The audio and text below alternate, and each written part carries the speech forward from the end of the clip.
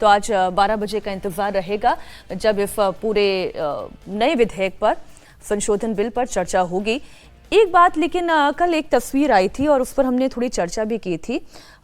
धर्मेंद्र प्रधान जब पहुंचे थे और उनका स्वागत हुआ था और हमारे कार्यक्रम के दौरान ही वो वहां पहुंचे थे और स्वागत की तस्वीरें हमने भी देखी।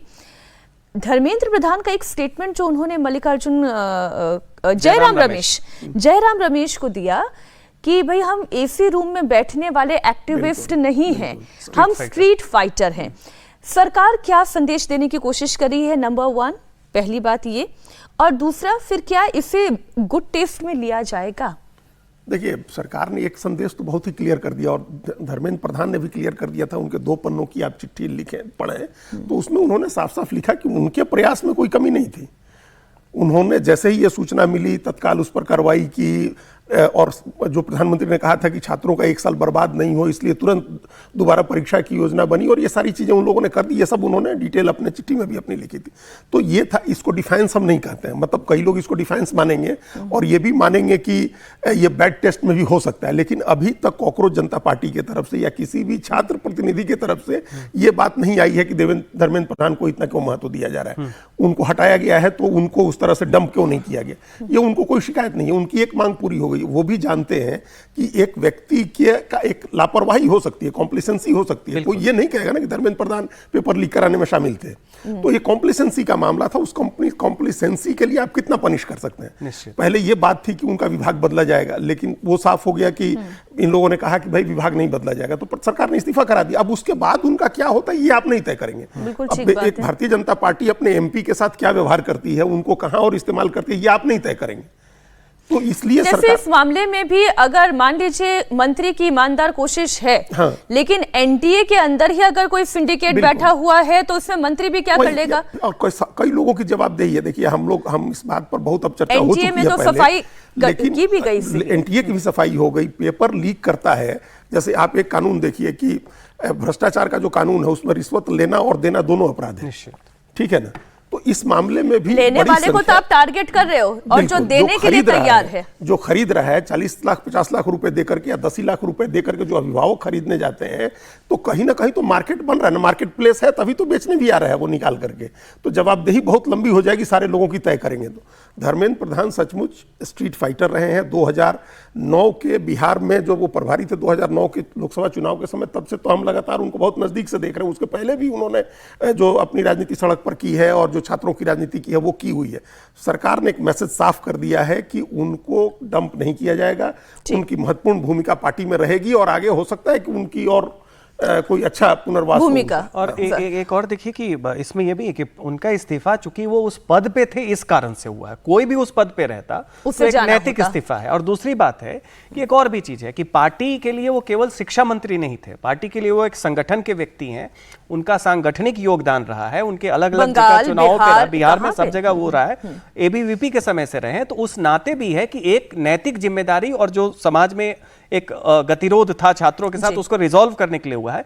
और दूसरी बात और भी है, और साथ ही साथ सीजेपी वाले जाके पार्टी करें, बीजेपी वाले इनका स्वागत करें, ये अपना अपना विषय है। जो मुख्य मुद्दा था सर, हमारे सोर्सेस तो ये भी कहते हैं कि भाई नंबर 1 ये कह रहा है कि अगर पार्टी भी हो रही है होने दो, बच्चे खुश हैं, खुश होने दो, खुश होना उनका अधिकार है, वो मनाने की कोशिश कर रहे हैं। अच्छा, इधर बीजेपी के आईटी सेल के हेड अमित मालवीय ने सोशल मीडिया पोस्ट पर एक फिल्म का डायलॉग लिखा है। चीते की चाल, बाज की नजर और बाजीराव की तलवार पर संदेह नहीं करते, कभी भी मात दे सकती है। अब वो कहना क्या चाह रहे हैं? एक बार फिर ये बाजीराव का डायलॉग है ना, फिल्म का डायलॉग है। ये जो आपने कहा ना, चाय से ज्यादा केतली गर्म रहती है, ठीक है। अब ये सब बातें ये क्यों कह रहे हैं? ये आप किसको चिढ़ाना चाह रहे हैं? आप देखिए, प्रधानमंत्री मोदी की जो है वो रिकंसिलिएटरी है। वो नई पीढ़ी के संवाद को, बावजूद इसके कि उसमें बहुत तरह की जो भाषा थी उसकी मर्यादा पे हर किसी को आपत्ति है, बावजूद इसके वो संवाद कायम कर रहे हैं। और वहां पे ये आप जले पे नमक लगाने की कोशिश कर रहे हैं। तो एक तरीके से अगर आप देखिए, इस तरह के जो ट्वीट हैं, ये प्रधानमंत्री मोदी की जो पहल है कि इंस्टाग्राम पे आके वो वीडियो बना के जनरेशनल कम्युनिकेशन के मोड पे आके आत्मसात करने की कोशिश कर रहे हैं, को वो खत्म कर रहे हैं और ये बढ़ाने का काम करता है। तो यहां पे ये परिपक्वता भी देखिए, ग्रज के साथ कोई वार्ता नहीं हो सकती है। प्रधानमंत्री को ग्रज नहीं है, आपको ग्रज है यहां पे।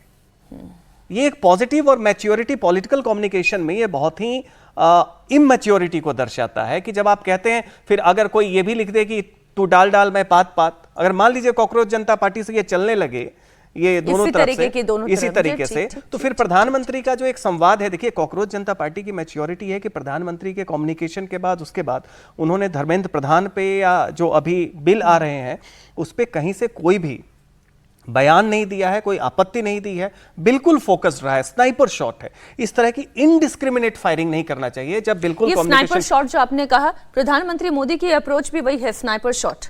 हाँ, तो उसका असर भी दिख रहा है ना। और वो तो क्या हो, स्नाइपर शॉट का तो यही मतलब है ना कि आपको रिजल्ट तुरंत सामने आ जाए। तो रिजल्ट तो सामने आ गया है और हम लोग अभी चर्चा कर ही रहे थे कि 5 दिन भी नहीं हुए। राहुल गांधी ये स्नाइपर शॉट क्यों नहीं लगा पा रहे हैं? देखिए, उनके पास एक तो मौका नहीं है, उनकी वैसी तैयारी नहीं है और वो ऐसी पोजीशन में भी नहीं है। सर, मौके तो इतने आए, कितने मौके नहीं आए। पहले फ्लोर पे वो क्या मुद्दा लेकर आने वाले थे? राम मंदिर चढ़ावा चोरी का मुद्दा। अभी फिर ये पेपर लीक का मुद्दा, उन्होंने देखा कि छात्रों ने उसे इतना बड़ा बना दिया है, तो फिर वो इस मुद्दे में आए। तो मुद्दा तो ऐसा नहीं है कि विपक्ष के पास नहीं है। हम कह रहे हैं कि उनके पास मौका नहीं मिला, क्योंकि वो तो जब तक उतरे आंदोलन में, तब तक आंदोलन उनकी रीत से बाहर हो गया था। मुद्दे की बात नहीं कही हमने, मौके की बात कही। मौका उनके पास जब था वो चूक गए थे। तो मुद्दे से मौका उठाते ना सर। वही उतरे प्रधानमंत्री के घर के बाहर प्रदर्शन करने गए, लेकिन तब तक मौका उनके हाथ से निकल गया था, वो रीत से बाहर हो गया था। वो कॉकरोच जनता पार्टी के हाथ में चला गया था, यूथ के हाथ में चला गया था और उसके बाद खुद प्रधानमंत्री ने अपने हाथ में ले लिया। उनको मौका नहीं मिला। वो ऐसी पोजीशन में भी नहीं है जहां से स्नाइपर शॉट लगा सके। स्नाइपर शॉट लगाने के लिए आपको टॉप पर बैठना होता है और आपके हाथ में बहुत हाई पावर की राइफल होनी चाहिए। उनके पास न वो पोजीशन है और न उनके पास वो हथियार। थोड़ा पेशेंस भी चाहिए होता है, आपको वेट करना पेशेंस होना चाहिए। तो उनमें हवा की रफ्तार कैसी है, आपका टारगेट कैसा है, ये सब देखना होता है। ना पोजीशन है ना पेशेंस है, बिल्कुल सलाहियत भी नहीं है। मैं अगली खबर बता दूं, इधर समाजवादी पार्टी के सांसद रमाशंकर राजभर ने इंडिया टीवी से बात की। रमाशंकर राजभर ने कहा कि सरकार जेनजी के गुस्से को समझ नहीं पा रही है। कानून बने तो उसका पालन होना भी जरूरी है। देखिए, जीएनजी के गुस्से को सरकार समझ नहीं पा रही है। विपक्ष सरकार को सही राय दे रहा है कि आप सिस्टम को ठीक करो। अगर सिस्टम ठीक होता तो आज जो अधिनियम ले आ रहे हैं संशोधन के लिए, वह अधिनियम तो 2024 में भी आया था और उसमें सख्त से सख्त कानून है, उसमें सख्त से सख्त कानून है, जुर्माना भी है, सजा भी है। अब आज कानून तुम आप बनाते जाओगे और कानून का पालन नहीं होगा तो पेपर लीक होंगे। और आज सदन में चर्चा होगी और विपक्ष अगर राय दे रहा है उनको कि यह संशोधन करो, उसमें हम लोगों ने भी संशोधन डाले हुए हैं। हम तो चाहते हैं ना कि सरकार की मंशा ठीक हो। सरकार सिस्टम को तो फ्री छोड़ दिया है और सिस्टम कानून की ऐसी तैसी कर रहा है। जब सरकार ही संविधान के पीछे पड़ी हुई है तो सिस्टम तो और कानून को रौंद रहा है। आज सदन चलेगा, बहुत खुशी की बात है। हम तो चाहते हैं सदन चले, डिस्कशन हो और सत्ता पक्ष से यही कहना है कि वो चर्चा अच्छे से कराए और विपक्ष की बातों को भी सुने। ऐसा नहीं कि अपनी मर्जी से ही कोई बिल पारित करा ले, क्योंकि ये जो भी अभी बिल आ रहे हैं कहीं ना कहीं उससे हमारे देश में तनाव ज्यादा बढ़ जाता है, सांप्रदायिक तनाव। और ये सब तो केंद्र सरकार को सोच समझकर कोई भी निर्णय लेना चाहिए, क्योंकि ये लोकतंत्र है और सभी जाति धर्म के लोगों को सम्मानजनक तरीके से रहने का अधिकार है। चलिए प्लीज।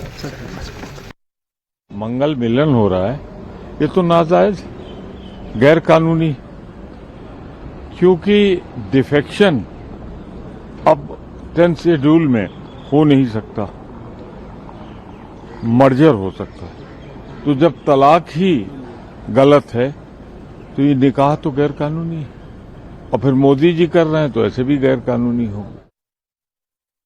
ये प्रमोद तिवारी जो बोल रहे थे वो टीएमसी के नेता ने, जिन्होंने ममता बनर्जी से बगावत कर ली। जो citizens justice party of India में मर्जर का बात लंबित है, वो जो एनडीए के मंगल मिलन कार्यक्रम में शामिल हुए, उस पे इनका तंज था कि अभी मर्जर हुआ नहीं है। ये मंगल मिलन नाजायज है, नाजायज है और अनैतिक है, इलीगल एंड इमोरल दोनों कह रहे हैं ये उसमें। अभी उसमें टेक्निकल कारणों से भी है ये। 10 शेड्यूल की वो बात कर रहे थे। एक तरफ दिखाया जा रहा है कि वो अभी टीएमसी के ही मेंबर है और दूसरी तरफ वो एनसीपीआई में शामिल हो गए और जो सर्वदलीय बैठक हुई थी उसमें एनसीपीआई के प्रतिनिधि के तौर पर बुलाया गया था सुदीप बंदोपाध्याय को, और दूसरे लोग जो आए थे वो एनसीपीआई के प्रतिनिधि के तौर पर आए थे। और अभी उनको दिखाया जा रहा है कि वो टीएमसी के ही मेंबर है, क्योंकि वही जो इन्होंने कहा ना 10th शेड्यूल का जो 91वां संशोधन हुआ था, 91 अमेंडमेंट जो था, उसमें स्प्लिट को खत्म कर दिया गया था। अब स्प्लिट नहीं है, अब सिर्फ मर्जर होगा और उसके जो क्लॉजेज हैं और उसके सब क्लॉजेज हैं उसको जब आप मिला करके पढ़ेंगे तो ये उसका नतीजा निकलता है कि पहले पार्टी का मर्जर होगा और उसके बाद 2/3 से उसकी मंजूरी दी जाएगी। यहाँ उल्टा ही होता है।